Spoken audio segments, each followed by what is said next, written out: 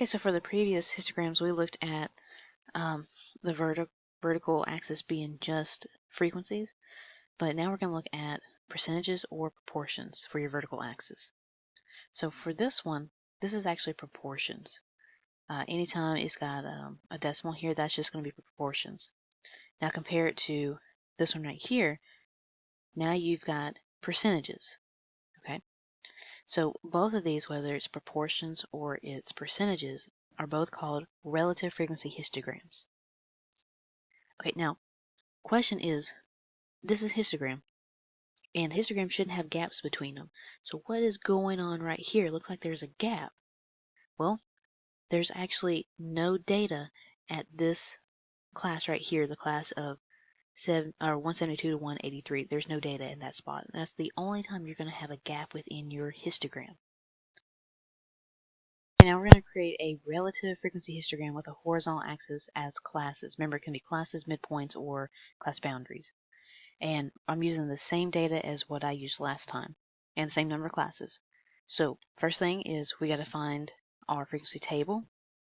So we've already done that. We covered that last part in part 1.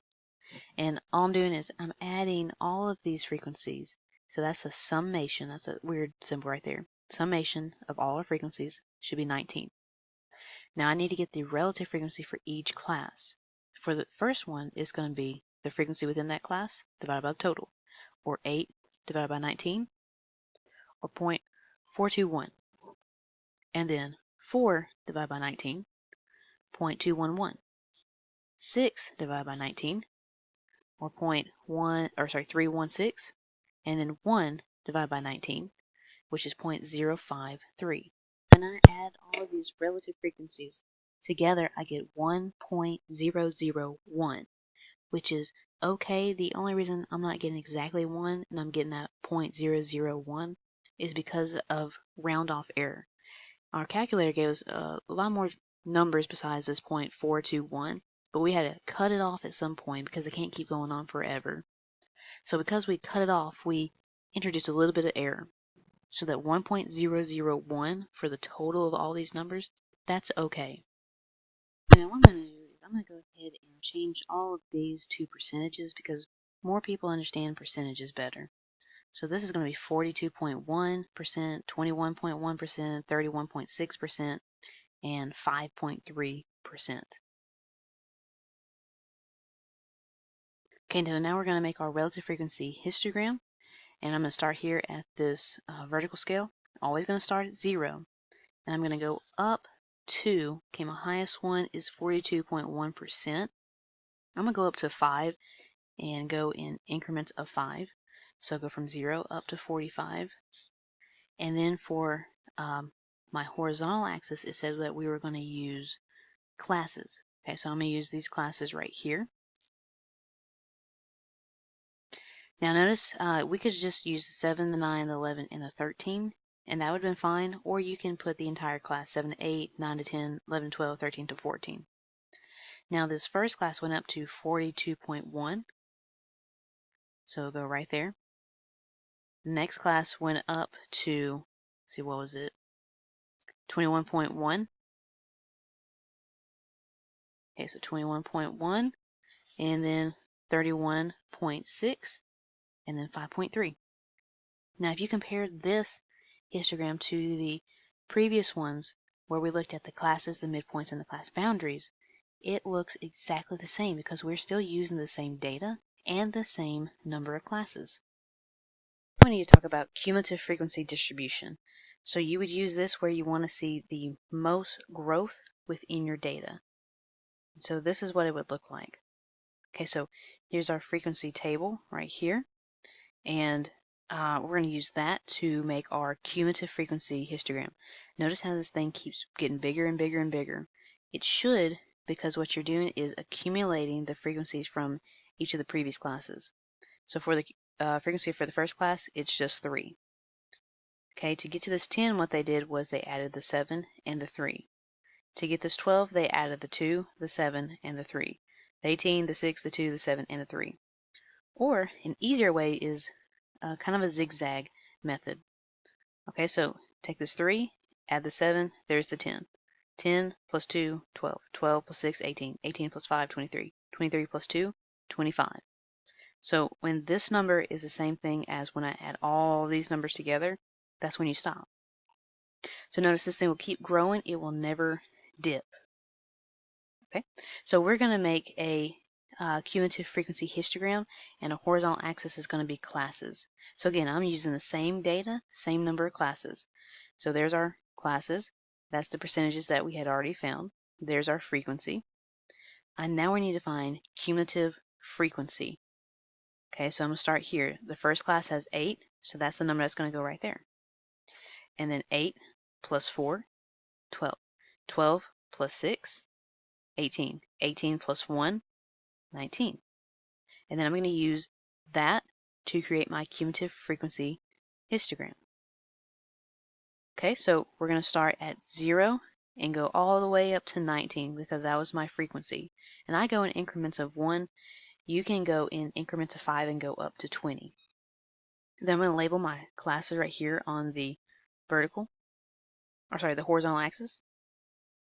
Okay, now the first class went up to 8. So we go up to 8. And then it goes up to, I believe it was, 12. Okay, and the third class goes up to 18. And then the fourth class goes up by 1 to 19. So you're trying to find the most growth, and what you're looking at basically are these lines right here. So this line, compare that to this line right here to this line right here. So where is the most growth between what two classes? It's actually between the second class and the third class because this line is the longest. Okay, another table is something called a frequency polygon. So you use line segments connected to points located over the class midpoint. Okay, so that's important. And what we're going to use is quantitative data, so numbers. And again, this is going to tell you the shape distribution. And you can also use something called an overlay frequency polygon if you want to compare two different data sets. Okay, so here's a frequency polygon. And notice that all these numbers down here, they're going to be your midpoints. And notice how it always starts at 0 and ends at 0. Okay, so this is, since there's just one data set right here, it's looking at test scores, it's just a frequency polygon.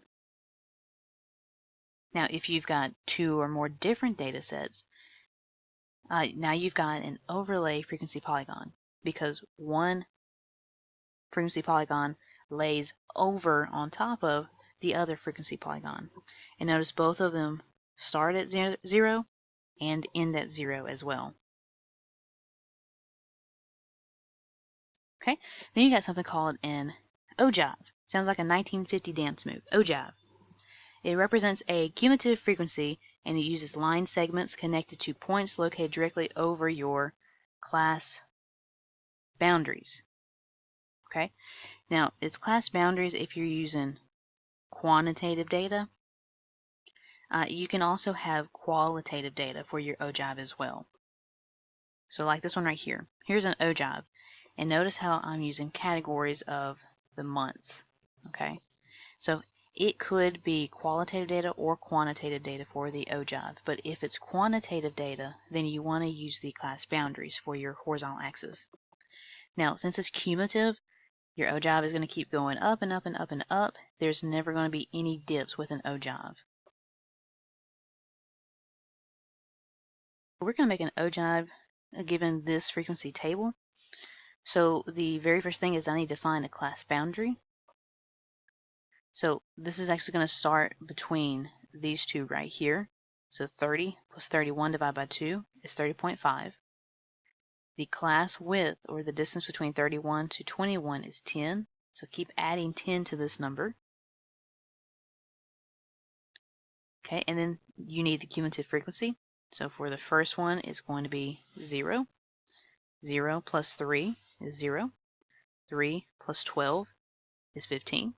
15 plus 14 is 29. 29 plus 9, 38. 38 plus 2, 40. Okay, so I'm going to use these two columns right here to make my ogive. Okay, so since I had 40 numbers, I'm starting at 0, always start at 0, and I go in increments of 5 all the way up to 40. And then I'm going to use my class boundaries. So for 30.5, we had a cumulative frequency of 0. So we'll just put a dot right there at 0. And then the next one was 3. And then 12. And then 29. 38. And last one was 40. Okay? So the last thing to do is connect all these with a line segment, and then there's your ogive for that particular data set. My time series graph is a graph that you want to see if there are any trends over time. So for this one, you've got to have quantitative data. So your horizontal axis is going to be the date or time, and your vertical axis is going to be the thing that you are measuring. Okay, so this is what it looks like. And the reason why we would want to see a trend in a graph, in a time series graph is if we can see a trend and we see it happen over and over and over. Say we know in the summer months it peaks, and in the winter months it takes a dip. And it does that year after year after year for 10 years. Say 20 years. Then if we know that trend, then we can be able to predict what is about to happen. Okay, we know that it's about to go up in the summer, and we know it's about to go down in the winter.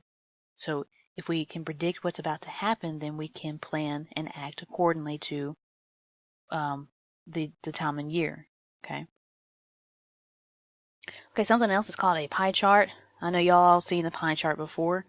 What it does is it shows parts or percentages of the whole. You got to have qualitative data, so you're looking at categories. Each slice is proportional to the frequency count.